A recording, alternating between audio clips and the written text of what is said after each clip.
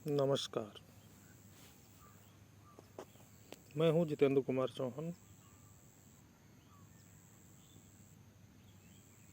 Medically retire फौज से।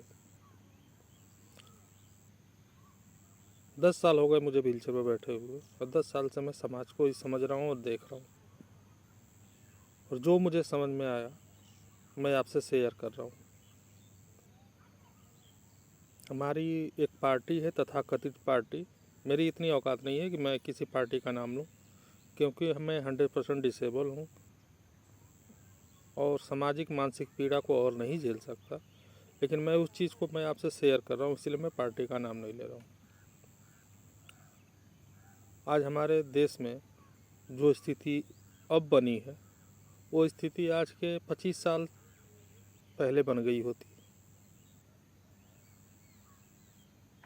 उसका कारण है तथाकथित पार्टी। जो आप चीज़ से जो वीडियो में आपसे शेयर कर रहा हूँ, उस वीडियो में आप तथाकथित पार्टी के बारे में जान जाएंगे। और जिस लेडी को आयरन लेडी कहा जाता था, उसको सामाजिक और समाज के जानकार लोग एक नाम दिए थे, गूंगी गुड़िया। लेकिन मैं आपसे कहना चाहता हूँ कि जो मैं समझ रहा हूँ, देख रहा हूँ,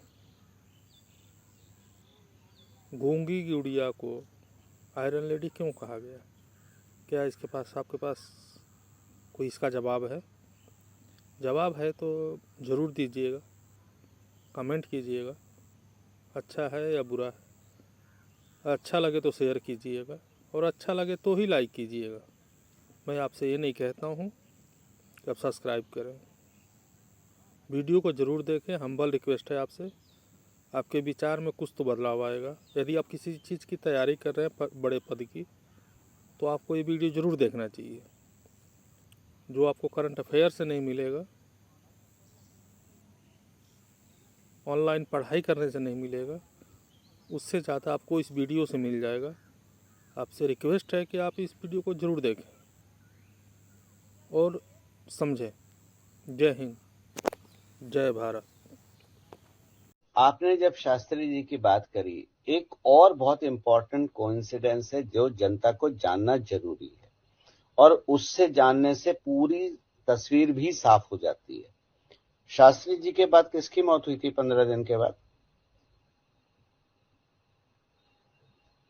अचानक मेरे ध्यान में नहीं आ रहा।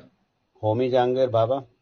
ओहो, यस यस, और वाज अ कोइंसिडेंस। ठीक है, क्या करते थे वो, आप बताइए मेरे को, क्या थे वो? भारत के आज जो कुछ भी रक्षा है और जो कुछ भी भारत का परमाणु कार्यक्रम है, वो उनकी वजह से। ठीक। सारा भाई? अंतरिक्ष। अंतरिक्ष। ठीक। अब मैंने आपको बोला कलाम से नफरत करती थी सोनिया जी।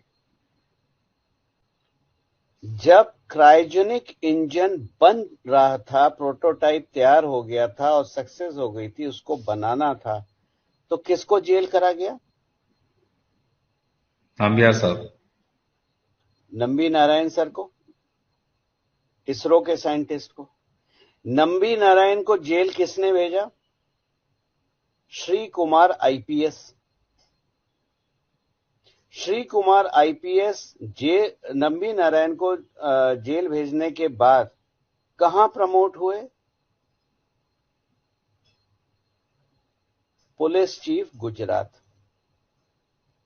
पुलिस चीफ गुजरात बनने के बाद उन्होंने क्या करा? हाथ धो के नरेंद्र मोदी और अमित शाह के पीछे लग गए। आपने क्या करा था? आपने वहां भाभा और साराभाई को खत्म किया, इंडिया का डिफेंस और अंतरिक्ष। यहां आपने क्रायोजेनिक इंजन के बनाने वाले को रिजेक्ट किया, और भारत को क्रायोजेनिक इंजन की सप्लाई देने के लिए रशिया तैयार हो गया था, लेकिन आपने उन्हें हटा के वो ऑफर लिया ही नहीं, और आप डिपेंडेंट रहे किस पे? विदेशी ताकतों पे क्रायोजेनिक इंजन के लिए। आ रही है बात समझ में? भाई साहब बहुत गहरी बात बोल रहा हूं मैं, बिल्कुल समझ बिल्कुल। तो अब आप आते हैं इंदिरा गांधी की कैबिनेट की जब बात होती है तो इंदिरा गांधी की कैबिनेट कौन कंट्रोल कर रहा था? जो भी मंत्री थे इंदिरा गांधी, क्योंकि इंदिरा गांधी के बारे में बोला जाता है गूंगी गुड़िया, लेकिन उनकी छवि बनाई गई आयरन लेडी की। सैम मानेकशॉ अगर मजबूत नहीं होते तो इंदिरा गांधी तो बांग्लादेश लड़ाई लड़ने की हैसियत ही नहीं थी उनकी। ये तो हमारी फौज के चीफ थे जिनकी बदौलत हम बांग्लादेश खेल गए। और उसके बाद क्या हुआ? उसके बाद आपने समझौता करा और पाकिस्तानी सोल्जर्स को फ्री में छोड़ दिया, अपने सोल्जर्स मांगे ही नहीं। तो 1968 फरवरी के बाद 26 मई 2014 तक भारत को कौन चला रहा था? दुनिया में मैंने आपको जैसा कहा, मैं कई बार समझाता हूं, जो एक अचूक हथियार है, और ये आज का नहीं है, सदियों से हजारों सालों से है, वो एक महिला होती है, जिसको आज आप हनी ट्रैप के नाम से भी जानते हैं। जितने भी रक्षा के केसेस हैं, चाहे इसरो साइंटिस्ट हो, चाहे फौज के हो, चाहे नेवी के हो, अफसर जो पकड़े जाते हैं सब हनी ट्रैप में होते हैं ना। सबके पीछे एक महिला का ही हाथ होता है ना। तो भाई साहब मेरे को ये बात बता दीजिए, फरवरी 1968 से 26 मई 2014 तक भारत को चला कौन रहा था? भारत को चला रहा था सीआईए, और सीआईए का जो घोड़ा है उसका नाम है आईएसआई। आपने जहां सत्ता बदली, आपने जहां पीएमओ को फूल प्रूफ करा, जहां से अब कोई जानकारी लीक नहीं होती, ऐसा करते ही पाकिस्तान के हाथ में कटोरा आ गया और आईएसआई की कोई मान्यता नहीं रही, और पाक फौज आपस में लड़ रही है। आपने कंट्रोल हटाया था केवल। अच्छा, आप इसको 68 से ही लेके चलेंगे या इसको शास्त्री जी के ठीक बाद से लेके चलेंगे? नहीं, मैं इसको शास्त्री जी के पास से लेके चलूंगा, क्योंकि वो एजेंसीज की लड़ाई थी। केजीबी कंट्रोल करे या सीआईए भारत को कंट्रोल करे, क्योंकि भारत में असीम संपदा थी।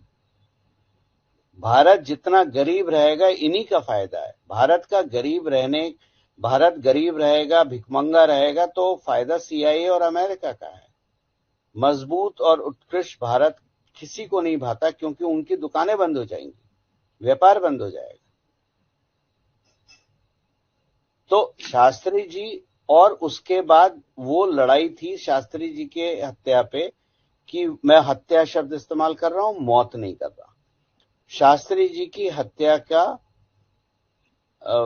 2 एजेंसीज की लड़ाई थी, और शास्त्री जी की हत्या के बाद एजेंसी की बागडोर धीरे धीरे केजीबी के हाथ से खिसक के 1991 के बाद पूर्ण रूप से सीआईए के हाथ में चली गई। और 1991 में जब केजीबी टूटी, तो केजीबी के जो आपके वो थे, सोवियत संघ तो कम्युनिस्ट था ना, तो सोवियत संघ कम्युनिस्ट था, लोग नहीं जानते। 3 कम्युनिस्ट देश थे इस एरिया के, सोवियत संघ, चाइना, और आज का Islamic nation called Afghanistan. Afghanistan communist nation था।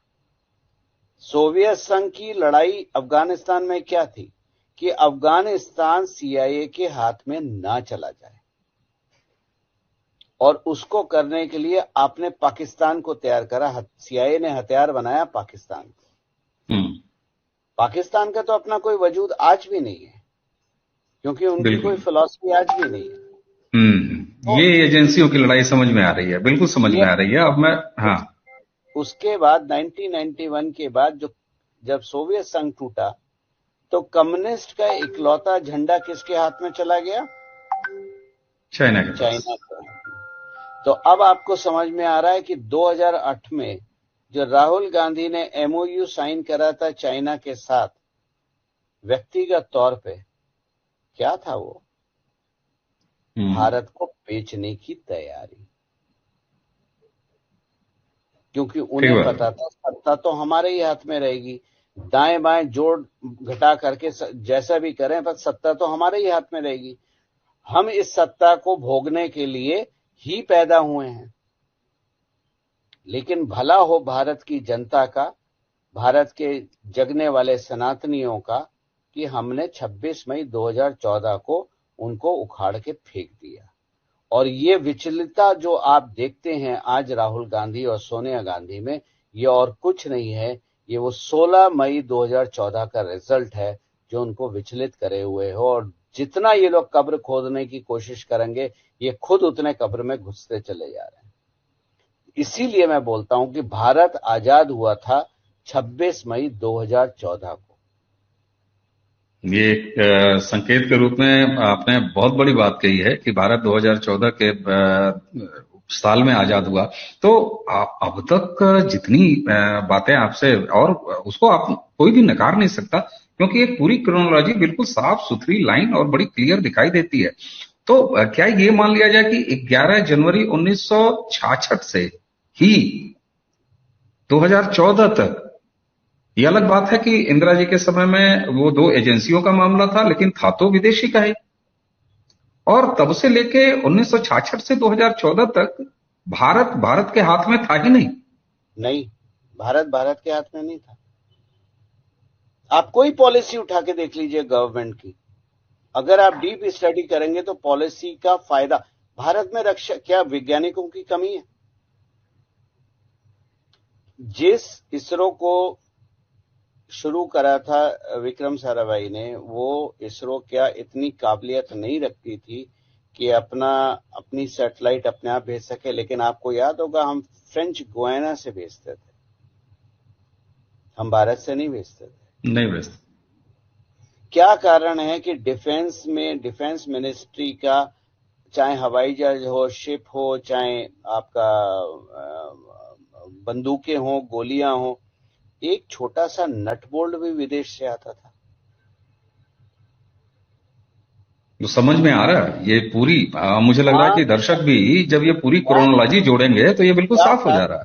क्या कारण है कि सीड भी बाहर से आते थे, किसान की अगर हम बात करें? क्या कारण है कि फर्टिलाइजर भी हमें इंपोर्ट करना पड़ता था? हमने तो केवल नीम कोटिंग करा, फर्टिलाइजर बंद हो गया, चोरी बंद हो गई। तो भारत को बाजार के रूप में ही देखा जाता था। और यही कारण है कि संसद में खड़े होके राहुल गांधी ने बोला था मेक इन इंडिया फ्लॉप है, मेक इन इंडिया संभव नहीं है, मेक इन इंडिया हो ही नहीं सकता। आगे आपको बात समझ में, ये 2008 का एमओयू है। ये खानदान में तो भारत को बेचने की प्रवृत्ति रही है, और ये प्रवृत्ति खानदान में आज से नहीं रही है, ये नेहरू जी के टाइम से रही है। शास्त्री जी के समय उसको थोड़ा सा ब्रेक मिला था, और उस ब्रेक के लगते ही शास्त्री जी को भी निपटा दिया गया। शास्त्री जी की अगर टेन्योर को मैं देखूं, अगर मुझसे कोई डिफाइन करे, तो वो टर्निंग मोमेंट था जो आपने भारत में 26 मई 2014 को महसूस किया। ये शास्त्री जी का टर्निंग पॉइंट इतने साल डिले होके 26 मई 2014 को पूर्ण हुआ। बहुत बड़ी बात। अगर शास्त्री जी की डेथ नहीं होती तो आज का भारत कुछ और होता। और अगर कॉन्स्टिट्यूएंट असेंबली का रिजल्ट माना जाता तो 15 अगस्त 1947 को सरदार पटेल प्रधानमंत्री होते। और अगर असली में गांधी जी ने टांग ना अड़ाई होती तो भारत 1943 में आजाद होता और श्री सुभाष चंद्र बोस भारत के प्रथम प्रधानमंत्री होते। गौरव जी, ये सारी चीजें जिस तरीके से क्रमवार और एकदम बिल्कुल जिसको कहते हैं ना कि एक लाइन, एक सिरे से बिल्कुल जोड़ देना, एक जंजीर तैयार कर देना, मुझे लगता है कि इस पूरी बातचीत को सुनने के बाद हम कोई निष्कर्ष रखें इसकी कोई आवश्यकता ही नहीं है। दर्शक खुद उन सारी चीजों को जब एक कड़ी को दूसरे कड़ी से जोड़ेंगे तो 1947 से शुरू हुई कहानी, जो कि 2 साल के लगभग शास्त्री जी में ब्रेक पाती है, उसके बाद सीधे 2014 में आके खत्म होती है।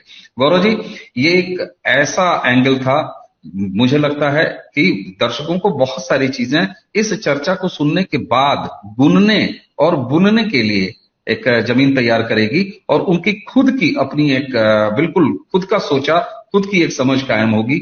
हमने और आपने इस चर्चा में केवल उनके बिंदु दे दिए हैं, जैसे कहते हैं ना, डॉट्स आपने खींच दिए हैं। अगर उस सारे डॉट्स को कवर किया जाएगा तो दर्शक बहुत आराम से आपकी कही गई बात को वास्तविक रूप से न सिर्फ समझ पाएंगे, बल्कि उसका मिलान भी भारत की टेम्पलेट से कर पाएंगे, और तब पता लगेगा कि 2014 में अगर भारत में राष्ट्रीय स्तर पर सत्ता परिवर्तन नहीं होता तो आज भारत कहां होता। जी, आप कुछ कंक्लूड करेंगे? जी, मैंने केवल डॉट आपको दिए हैं और एक पिक्चर बना के दिखाई है, जो एक डेटा साइंटिस्ट का काम होता है, एक एज ए स्टोरी टेलर। आप खुद अपना गूगल खोलिए, रिसर्च कीजिए, जो डेट्स हैं वो रिसर्च कीजिए। अगर आपको डेट्स चाहिए तो मैं आपको डेट्स भी बता सकता हूं। आप उन डेट का क्रोनोलॉजी अगर आप समझ ले तो जैसे 11 जनवरी 1966 शास्त्री जी, 26 फरवरी 1968 सोनिया गांधी का विवाह, 31 अक्टूबर 1984, 21 मई 1991, 11 जून 2000, 30 सितंबर 2001, 27 फरवरी 2002, 2 सितंबर 2009, ये सारी डेथ डेट्स हैं। और बिल्कुल। अब आप ये डेट लेके अगर आप इनको रिसर्च करेंगे तो आप पिक्चर साफ अपनी बना सकते हैं। मैं किसी का ना भक्त हूं ना चमचा हूं, मैं डेटा पे बात करता हूं, और डेटा मेरे को ये पिक्चर दिखा रहा है कि भारत 26 मई 2014 को सही रूप में आजाद हुआ था, और उसके पिछले 9 साल में आपने वो परिवर्तन देखा है कि एक आजाद भारत क्या कर सकता है। और आज हम चंद्रयान लेके चांद पे भी पहुंच चुके हैं। बिल्कुल। और जिन डॉट्स की हम बात कर रहे थे, आपने तो सारे क्रमवार से डेट्स भी गिना दिए, और मुझे उम्मीद है कि दर्शक इस बातचीत से एक अपने स्तर की समझ निश्चित रूप से बना पाएंगे। तो दर्शकों, गौरव जी को आज इस नए तरीके के एंगल से आपको हमको रूबरू कराने और एक पूरा परिदृश्य, जैसे लगता है ना कि कुछ सूत्र आपको दे दिया और गणित का पूरा सवाल हल हो गया, तो मुझे लगता है कि आज की ये चर्चा गणित के उसी फार्मूले के तहत है, जिससे बहुत सारे सवाल बिल्कुल साफ साफ और 100% ईमानदारी से हल हो जाएंगे। गौरव जी, आपने हमें समय दिया और इतना गंभीर बात को इतने सहज तरीके से आपने सामने रखा, आपका बहुत बहुत धन्यवाद। तो दर्शकों, इसी के साथ आपसे विदा लेने से पहले गौरव जी को एक बार और धन्यवाद देते